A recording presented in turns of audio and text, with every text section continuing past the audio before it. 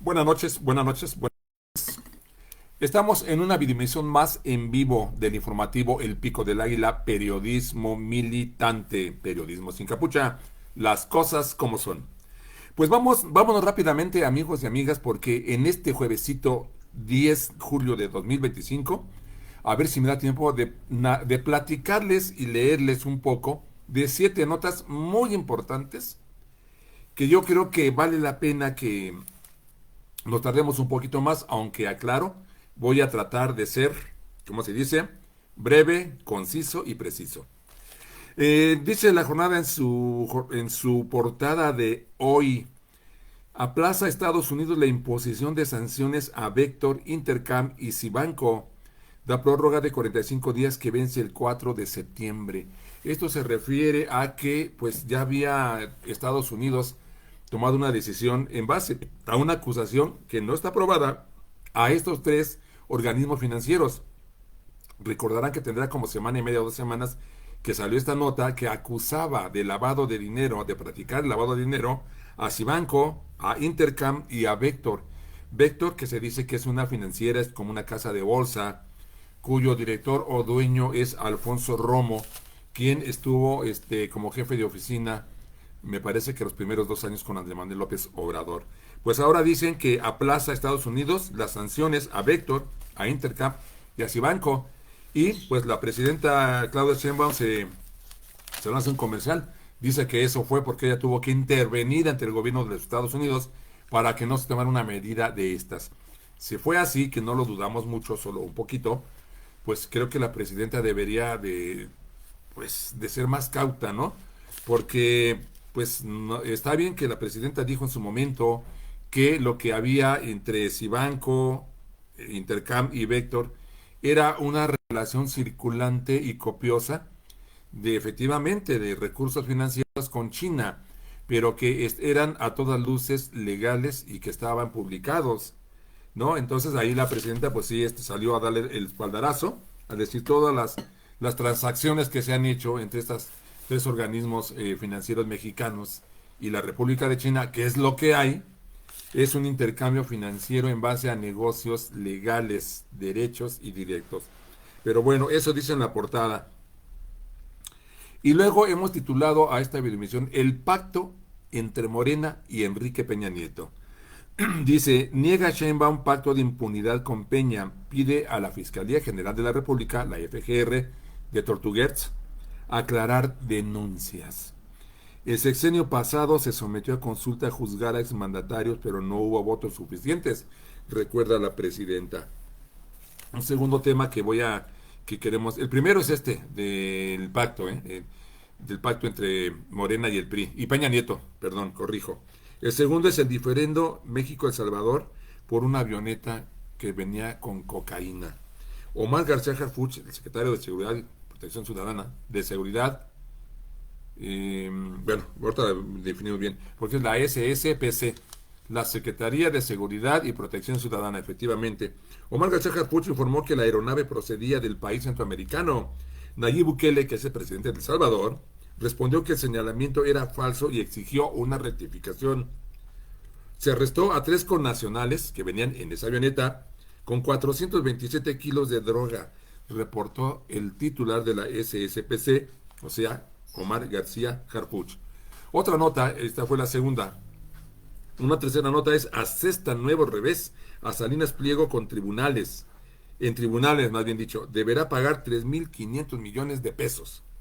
Rechazan darle amparo en segunda instancia por adeudo fiscal del 2009. El caso aún puede llegar a la corte, ya sabemos este mañoso. Vámonos con la nota número 1. Pues mire, se ha dicho mucho, se ha acusado de que efectivamente hay un pacto entre Morena y Enrique Peña Nieto. Y vamos a leer un poquito de esto. Dice, niega Sheinbaum que existe el pacto de impunidad con Peña. La presidenta se refirió a Vicente Fox Quesada como traidor a la democracia por los ataques políticos que ha hecho en contra de Andrés Manuel López Obrador. Nota de Alma E. Muñoz y Emilio Olivares, página 3, jornada del día de hoy. La presidenta Claudia Sheinbaum Pardo rechazó que haya habido un pacto de impunidad con el exmandatario Enrique Peña Nieto y recordó que en el sexenio anterior se realizó una consulta pública para determinar si se debía proceder legalmente contra ex titulares del Ejecutivo, pero no se obtuvieron los votos suficientes para que la decisión fuera vinculante. Sheinbaum también declaró en la conferencia matutina de ayer que el panista Vicente Fox Quesada es un traidor a la democracia. Sostuvo que como presidente Fox Quesada dejó casi todas sus promesas sin cumplir. Después una traición tremenda con el desafuero, inventando un delito al entonces jefe de gobierno del entonces Distrito Federal, Andrés Manuel López Obrador, para que no participara en la elección de 2006. Y recordó que hace unos días andaban los del PAN celebrando 25 años de la traición a la democracia, ironizó la presidenta. Al insistir en la conferencia del pueblo sobre la falta de pruebas o rectificación para judicializar, o ratificación, perdón, para judicializar las carpetas de investigación contra Peña Nieto, indicó que debe explicarlo la fiscalía. O sea, a mí ni me vean, como dice la presidenta, eso es cosa del fiscal. No hubo pacto de impunidad con el priista, atajó. Quien tiene que explicar si fueron pruebas suficientes o no y qué pasó con esa demanda a Peña Nieto es la Fiscalía General de la República, el fiscal Alejandro Guesmanero o los fiscales que ven estos temas. La presidenta sale a atajar esto y a decir que no hay ningún pacto porque ha sido acusada de eso, dado que el fiscal general de la República, Alejandro Guesmanero, no ha procedido en contra de Enrique Peña Nieto y él había aceptado hace 2 días en la conferencia de Claudia Sheinbaum que sí llegaron denuncias en contra de Enrique Peña Nieto al principio del sexenio de López Obrador, que no se consolidaron las pruebas, que no se aportaron las pruebas suficientes. En base a eso, muchos comentócratas, algunos youtuberos y sobre todo los medios, como los medios convencionales de comunicación, se han dado en hacer casi una campaña de que hay un pacto entre Morena y Enrique Peña Nieto para no tocarlo, ni con el pétalo de un llamado a declarar o con el pétalo de una investigación, aunque Gers dice que ya abre una carpeta de investigación. Pero bueno, nada más recordemos que también su servidor cree difícil que se haya dado un pacto entre Morena y Enrique Peña Nieto, pero acordándonos que se está diciendo que no basta ser honesto, sino también hay que parecerlo, esta frase que cada vez tiene más sentido, se la podemos aplicar aquí. No basta que no haya un pacto de Morena con Enrique Peña Nieto, si también tenía que parecer lo que no hay. Pero las apariencias sí inducen a pensar. Repito, el caso de su servidor no cree que existe este pacto. Pero recordaremos que el presidente Andrés Manuel López Obrador siempre se refirió con mucha consideración para Enrique Peña Nieto e incluso reconoció que Peña Nieto había renunciado a la posible acción de hacer fraude electoral y eso Andrés Manuel parecía que lo tenía en alta estima y sí se vio muy, como decir, muy conciliador el presidente Andrés Manuel López Obrador con el expresidente priista Peña Nieto, que yo por eso digo, pues sí se da la imagen de que por ahí pudo haber existido algo. Muchos exagerados, perdón, iba a ser una redundancia, muchos exagerados afirmaban que el pacto se dio incluso con el PRI y empezaron a llamarle el primor por el PRI y Morena. Digo, tratando de hacer una analogía con el PRIAN, pero pues no le funcionó porque ahí menos hubo. Y uno de los que resbaló fue el astillero Julio Hernández López, que llegó a pronunciar de que había el primor. Pero bueno, amigos, ¿hay o no hay un pacto entre Morena y Enrique Peña Nieto? ¿Lo hay? No, no lo hay. Pero no parece que no lo haya. Ese es el problema. Y volvemos a la vieja frase priista acuñada, basada en una realidad que sigue siendo válida, esa frase. En política, la forma es fondo y el fondo es forma. Que es lo mismo que les vengo diciendo. No basta con que no haya un pacto. También tiene que parecer que no hay un pacto. Porque algunas apariencias pareciera que hay un pacto. Entonces, aquí es donde anda fallando pues las cuestiones de Morena, inclusive nuestra respetada y considerada presidenta, que no lo hacen de manera firme, esa separación de Enrique Peña Nieto, diciendo, con este señor no tenemos nada, con el señor ni a la vuelta de la esquina, ¿no? O sea, y así decirlo claramente, con el señor ni el saludo, ¿no? Digo, podrá sonar exagerado, pero se tiene que marcar la línea tajante, tronante, sonante.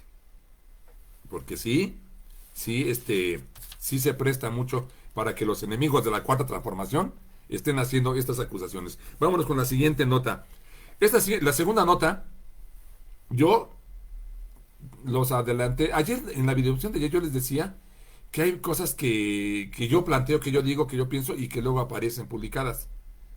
No, no es un comercial. Y ahorita se los voy a demostrar una vez más. Ayer les dije eso. Morena pretende poner filtros a nuevos militantes. Ahora más o menos 3 meses, un poquito más, cuando, no, más, creo que fue en el año pasado, ¿no? Sí, fue el año pasado, cuando se estuvo a punto de afiliar a Miguel Ángel Yunes Márquez, hijo de Miguel Ángel Yunes Linares, ambos panistas en Veracruz, ambos con una negra trayectoria, que estuvo a punto de afiliarlos a Morena y pegaron de gritos todos.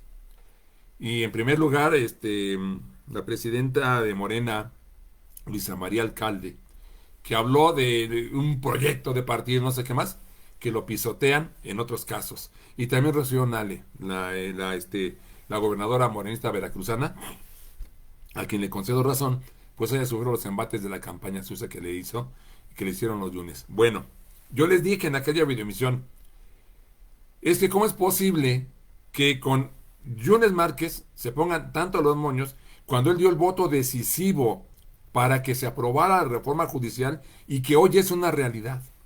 Y mire, podrá no gustar lo que voy a decir, pero hasta eso tiene que reconocerse.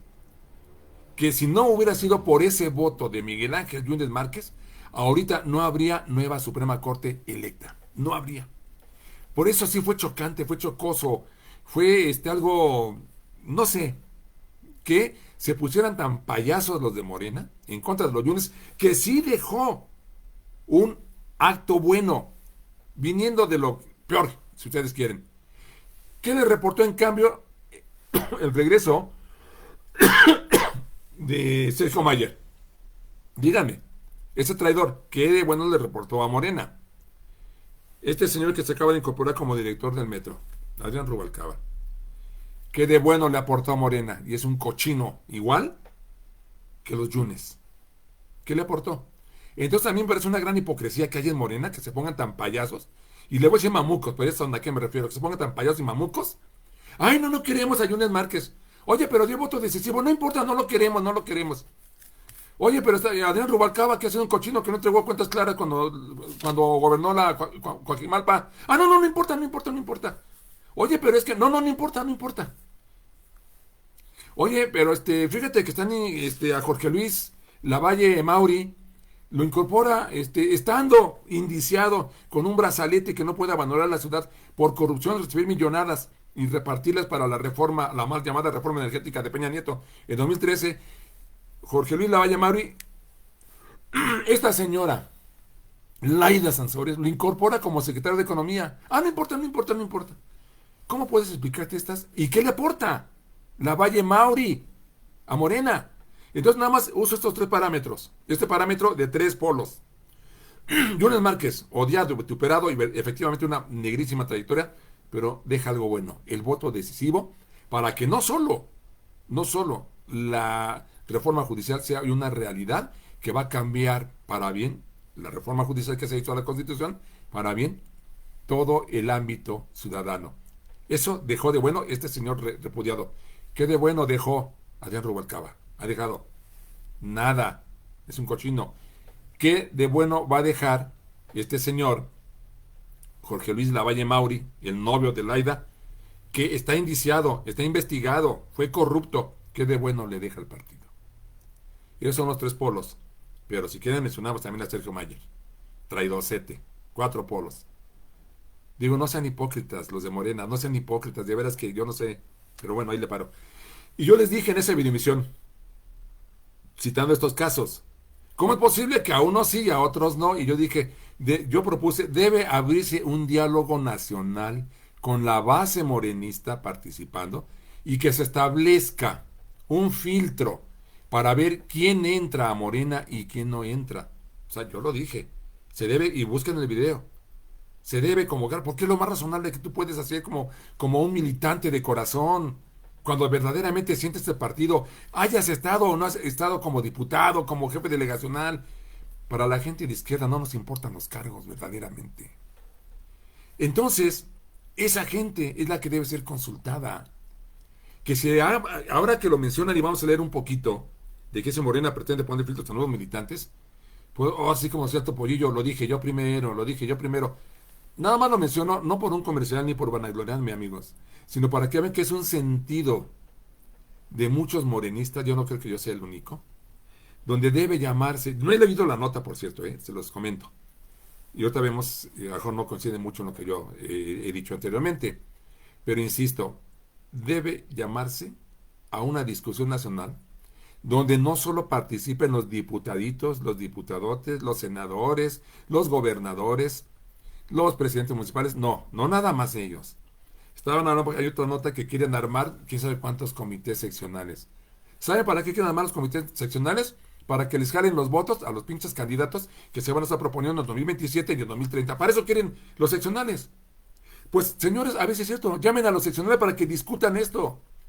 Que desde ahí, desde el comité seccional de Morena, surjan las ideas, las cláusulas, los filtros, para ver quién es aceptado y quién es aceptado en el partido.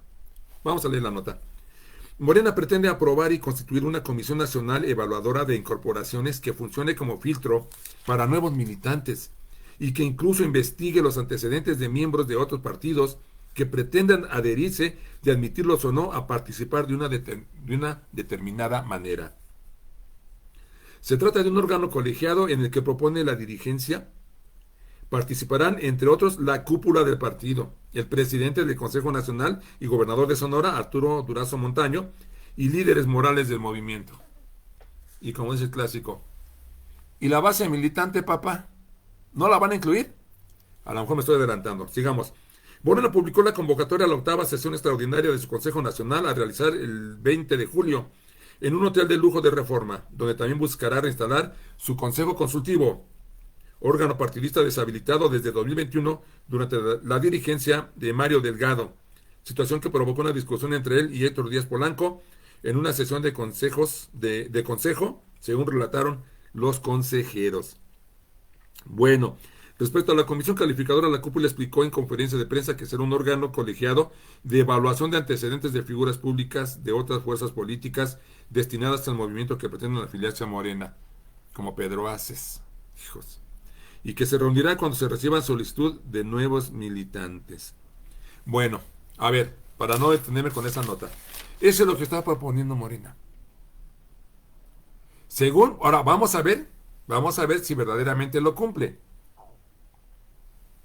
Porque puede sonar por tapar el ojo al macho. Pero bueno, eso debiéramos distinguirlo, la base militante. Esos militantes que incluso más grandes de edad que yo, habiendo empezado conmigo o antes, todavía andan ahí brigadeando para seguir impulsando a los mismos de siempre. Al dedo chiquito de Perengano, al otro dedo chiquito de Mangana, al otro dedo chiquito de Sutano. Y así, porque los grandes referentes y los grandes políticos, los que están en grandes cargos de gobierno, tienen a sus dedos chiquitos. Parece que están casados con ellos. Y para cualquier cargo va fulano. Siempre es el mismo. Siempre es el mismo. Cuando no salen con la batea de babas de meter a una expriista. Por cierto, ¿alguien sabe dónde está la diputada Ana María Lomelí, que es la diputada del 24 distrito? Está desaparecida la señora. No se sabe nada de ella. Pero bien que la postularon en Morena, ¿no? Ella que hacía campaña en contra del gobierno de Andrés Manuel López Obrador cuando fue conductora de Canal 13 o de Televisión Azteca. Ahí le dejo con esa segunda nota. Vámonos a la tercera nota. Cruzan Bukele y García Harfuch señalamientos por narcoavioneta. El mandatario salvadoreño exige precisar la procedencia de la aeronave. El presidente de El Salvador, Nayib Bukele, y el titular de la Secretaría de Seguridad y Protección Ciudadana, SSPC, Omar García Harfuch, protagonizaron ayer un diferendo a causa del aseguramiento de una avioneta con carga de cocaína, la cual, aseguró el funcionario mexicano, procedía de esa nación centroamericana, El Salvador, El mandatario salvadoreño rechazó esos señalamientos. Falso, publicó en X a las 18:49 horas. Exigió al gobierno de México una aclaración y rectificación inmediata y llamó a consultas a su embajadora Rosa del Micañas por esta situación. Pues que mamuco, ¿no? Por esta afirmación que hace nuestro secretario de Seguridad, llama a su embajadora a consultas. Perdón, que no mames. En fin, a las 21:30 horas, García Harfuch respondió en sus redes: derivado de labores de vigilancia y protección del espacio aéreo mexicano, personal del Centro Nacional de Vigilancia y Protección del Espacio Aéreo detectó a las 13 horas del 3 de julio de 2025 una traza de interés a 200 kilómetros al sur a 200 kilómetros al sur, a la altura de San Salvador, y publicó un gráfico con el seguimiento de la aeronave. Bueno, esto es lo que dijo García Harfuch y esto es lo que le contestó Bukele, que rectificara, que no había pruebas de que la nave, y es más, él dijo, no salió de Salvador, aquí no pisó suelo. Y a su vez dijo que venía de Costa Rica, eso dijo Nayib Bukele, el presidente de Costa Rica. Esta nota sí la leí. ¿Qué más? A ver, déjeme más que me acuerdo. Entonces, está exigiendo que se haga una rectificación. Y repito que dijo que no había tocado ni siquiera el suelo salvadoreño, y que además las 3 personas capturadas eran mexicanos y no eran salvadoreños, algo que García Harfuch está pues reconociendo. ¿No? Entonces, pues no se llega todavía a una conclusión sobre esto. La presidenta creo que no ha tocado mucho el tema, pero lo que es interesante destacar es Nayib Bukele, que cuando entrara causara una gran conmoción en su país y en algunos países, dada la política de mano dura en contra de la delincuencia, y que hasta yo reconocí cuando apresó ay, estoy confundiendo los vocablos. Híjole, es un juego de palabras que no hay yo cómo organizarlo, la salva maratrucha o algo así, por ahí va. Ustedes saben a qué me refiero, amigos y amigas. Bueno, los metió a las cárceles y como sus amigos afuera de la Mara Salvatrucha, así se llama ese grupo fuertemente delictivo en El Salvador. Y cuando la Mara Salvatrucha vio que apresaban a sus amigos, empezaron a hacer desmanes en El Salvador. Y les dijo Bukele, sí, ¿con qué se vamos? Ustedes que siguen con las suyas y se mueren de hambre los que están prisioneros. Conste, se mueren de hambre, no les vamos a dar de comer. Y así lo empezó a cumplir, con esa mano dura. Y no digo, se calmó la Mara Salvatrucha en las afueras, o sea, los que no estaban encarcelados, se calmaron. Y como hubo algunos organismos de derechos humanos que pegaron de gritos por el trato que dio Bukele a esos prisioneros de la Mara Salvatrucha, lo criticaron mucho, los derechos humanos de los presos, y les dijo, ¿los quieren? Les dijo Bukele, ¿los quieren? Se los regalo. Llévenselos. Llévenselos de El Salvador. Esa acción yo la reconocí y muchos en el mundo reconocieron esa intervención. Bueno, ahora está convertido en un payaso, Bukele, porque incluso ha hablado mal del gobierno mexicano. Como que ha dado el giro y se ha volcado a ser un sirviente más de Donald Trump de los Estados Unidos. Pero ese no es el tema. Hasta ahí la tercera nota. Vamos a la cuarta nota. Esta me da mucho gusto. Otra derrota legal a Salinas Pliego. Debe pagar al SAT 3.500 millones de pesos. Adeuda esos impuestos desde hace 16 años. Dice, Televisión Azteca, controlada por el empresario Ricardo Salinas Pliego, perdió en segunda instancia un recurso que había interpuesto contra el pago de impuestos sobre la renta, el ISR, correspondiente al ejercicio 2009. Imagínense, más de 10 años. 16 años, por cierto. De manera preliminar, si el caso no es llevado a la Suprema Corte de Justicia de la Nación, SCJN, la televisora deberá pagar alrededor de 3.500 millones de pesos. El asunto se discutió en el 13º Tribunal Colegiado en Materia Administrativa del Primer Circuito el 8 de julio, donde por mayoría de votos se resolvió que no procedía el amparo promovido por la televisora, por lo que deberá pagar al Servicio de Administración Tributaria, el SAT, los impuestos que se arrastran desde hace 16 años. El caso puede ser llevado a la Suprema Corte. De acuerdo con los cálculos del gobierno federal, Grupo Salinas debe 74.000 millones de pesos en impuestos. Esa deuda está empantanada en los tribunales, dado que el conglomerado tiene activos 32 litigios por créditos fiscales. Bueno, Hasta ahí vamos a dejar la lectura de la nota, no sin antes insistir que se tiene que cobrar ese dinero y yo no entiendo por qué no han empezado a retirarle la concesión al señor. Si algún contador, un abogado, un médico, alguien se niega a pagar sus impuestos, lo meten a la cárcel. 16 años que este desgraciado, discúlpeme la expresión, no paga impuestos, es un infeliz, grosero, majadero, es de lo peor. Este sí, moralmente es de lo peor. Y no es posible que debiendo tantos miles de millones de pesos, no le diga, ¿sabes qué? Te quitamos ipso facto la concesión de la televisora. Y nos vas a pagar, de que nos pagas, nos pagas. Pero la televisora, de momento, queda intervenida. No sé por qué no lo hacen. Yo propondría eso, porque miren, no es bueno que al gobierno se lo esté ninguneando un particular, por muy pinche pesudo que se sienta, por muy millonario que se sienta. Y yo creo que debe sentarse un precedente de que el gobierno se ejerce. Sea izquierda o derecha, el gobierno se ejerce. Bueno, sobre todo la derecha, que no ha ejercido de manera brutal. No tiene que hacer eso la izquierda. Con la ley en la mano, tiene que ejercer el gobierno y hacer que este tipo entienda de una vez por todas. Por las buenas o por la ley. Bueno, hasta ahí dejamos eso.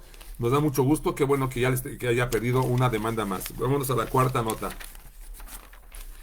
Dice, sentencian a prisiones funcionarios de Pemex vinculados a León Trawitz. Esto porque tiene relación con el huachicoleo, amigos y amigas del informativo El Pico del Águila. La nota es de Gustavo Castillo García. Un juez federal impuso sentencia. Fíjense, hasta que vemos que hay sentencias en el huachicol. Un juez federal impuso sentencia que van de 12 a más de 31 años de prisión a 5 exfuncionarios de la Dirección de Salvaguarda y Estrategia de Petróleos Mexicanos, Pemex, y colaboradores del general brigadier Eduardo León Trawitz, quien está sujeto a proceso de extradición en Canadá por delincuencia organizada y huachicoleo. Con base en las pruebas aportadas por la Fiscalía Especializada en Materia de Delincuencia Organizada, los 5 sentenciados fueron declarados culpables de los ilícitos de delincuencia organizada y sustracción ilegal de hidrocarburo, ya que durante el gobierno de Peña Nieto simularon combatir el robo de combustibles en ductos de Pemex, taponando las tomas clandestinas, pero en lugar de hacerlo conforme a las normas de la petrolera, lo hacían de manera artesanal, lo que permitía que los grupos delictivos volvieran a utilizarlas. O sea, le tapaban el ojo al macho, iban y taponaban los ductos ilegales, pero los taponaban de manera ilegal, facilitando a que regresaran después los mismos guachicoleros y otra vez quitaran ese tapón que habían puesto.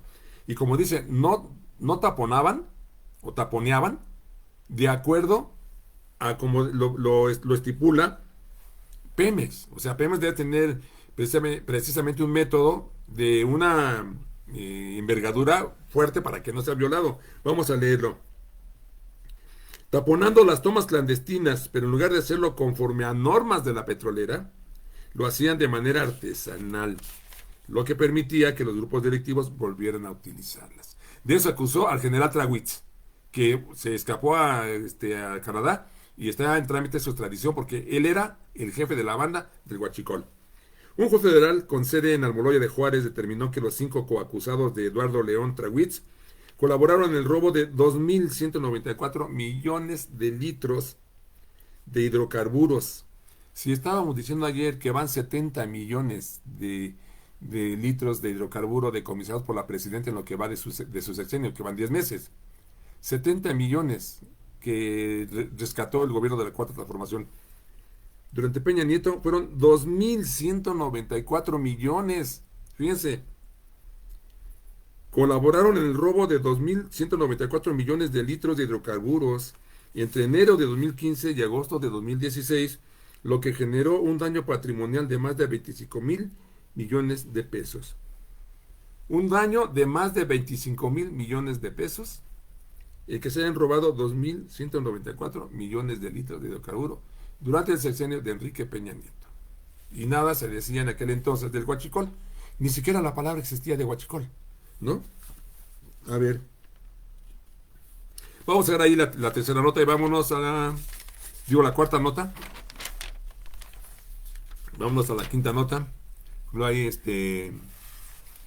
Esa está dedicada, bueno, sí está. Vámonos con la sexta nota, no sé qué tiempo llevemos, pero vamos a leer íntegra la columna del astillero porque viene bastante bien en un intercambio grosero que tuvo Ricardo Salinas Pliego con la presidenta Claudia Sheinbaum. Y a eso ya la presidenta se solidarizó con Sabina Berman, con Denise Dresser y con una tercera persona que para mí no es muy conocida, por eso no tengo aquí el nombre, a quien Ricardo Salinas Pliego ha ofendido de manera misógina. Y cuando la presidenta externa su solidaridad con estas mujeres, es cuando Ricardo Salinas Pliego se lanza en contra de la presidenta. Y además, luego sale la esposa de Salinas Pliego a defender al troglodita de su marido. Pero bueno, a eso corresponde la nota, la columna del astillero. Salinas Pliego, presidente de sí mismo, con su voto se designó. Irrisoria comparación con Sheinbaum. Ridículo autodestape electoral. Dice, resultó irrisoria la premura de Ricardo Salinas Pliego en declararse presidente. Lo es sin duda del Grupo Salinas, un consorcio empresarial en el que él es dominante de su propio voto, presumiblemente suficiente para definir el resultado y asignarse la condición de presidente, ya sea del Consejo Administrativo o del Grupo General, del Grupo Salinas, claro.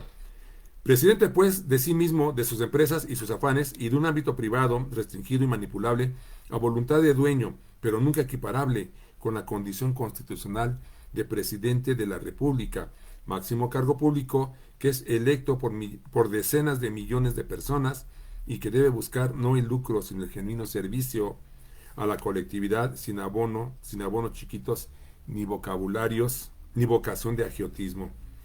Ansioso por darse tratamiento presidencial, Salinas Pliego inició de esa manera esperpéntica su respuesta a lo dicho en la mañanera por la presidenta Sheinbaum, electa no por un puñado de especialistas integrantes de algún consejo administrativo, sino por casi 36 millones de mexicanos, y conductora de un proceso de transformación que, con sus claroscuros, ha ganado en elecciones la gran mayoría de los puestos públicos de poder.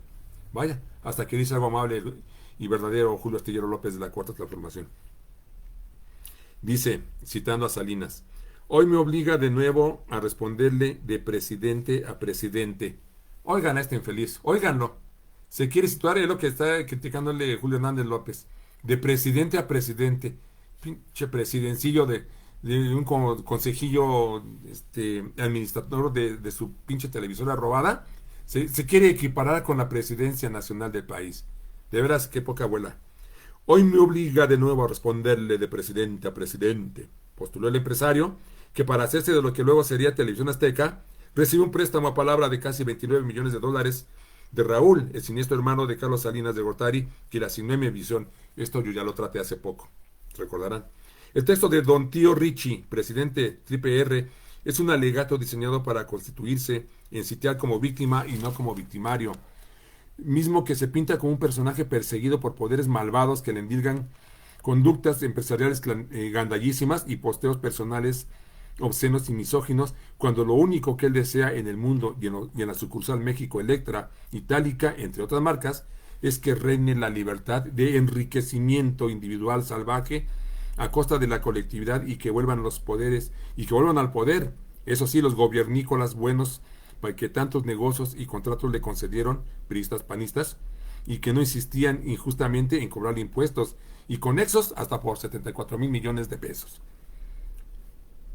Y claro, la prosa de elegancia sin par que ha disparado el presidente, sirviente de sí mismo, presirviente, Salinas Pliego, contra Citlali Hernández durante largo tiempo, al igual que contra Sabina Berman, Denise Dresser y ahora Vanessa Romero, es la otra, Vanessa Romero, queda relegada en el memorial de liviandad moral, ofendido ofensor, victimario con coartadas de víctima, todo sea por aparentar un autodestape con miras a 2030 en presunta venganza electoral por un cobro de impuestos que parece inminente e inevitable, porque en realidad lo que subyace en la extravagancia neosalinista es la intención de explorar y potenciar las posibilidades de ser candidato presidencial, de quien se hizo de lo que ahora se denomina ADN 40, el canal 40 que también toca ese tema en la videoemisión que les hice hace una semana.